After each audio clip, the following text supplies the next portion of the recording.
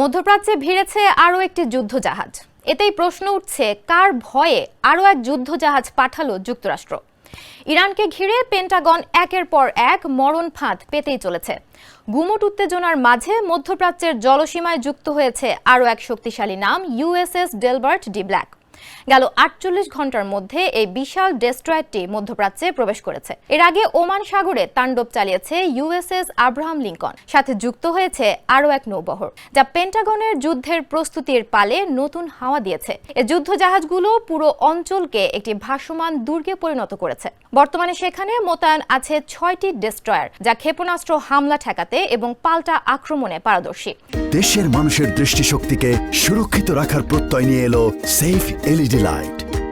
সাথে আছে একটি বিশাল এয়ারক্রাফট ক্যারিয়ার, যা কয়েক ডজন আধুনিক যুদ্ধবিমান নিয়ে সাগরে ভাসমান বিমান ঘাঁটির কাজ করছে, এবং 3টি লিটারাল কমব্যাট শিপ, যা উপকূলীয় যুদ্ধে অত্যন্ত দ্রুত গতিতে হামলা চালাতে সক্ষম। প্রতিরক্ষা বিশেষজ্ঞদের মতে গত কয়েক দশকের মধ্যে ইরানের আশেপাশে এটি যুক্তরাষ্ট্রের সবচেয়ে শক্তিশালী ও বড় সামরিক উপস্থিতি।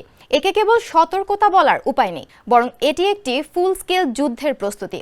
নাম প্রকাশে অনিচ্ছুক মার্কিন কর্মকর্তাদের মতে এই সামরিক সমাবেশের মূল লক্ষ্য তেহরান যেন কোনোভাবেই পাল্টা হামলার সাহস না পায়, এবং যদি সংঘাত শুরুই হয়ে যায় তবে যেন সেকেন্ডের ব্যবধানে ইরানকে মাটির সাথে মিশিয়ে দেওয়া যায়।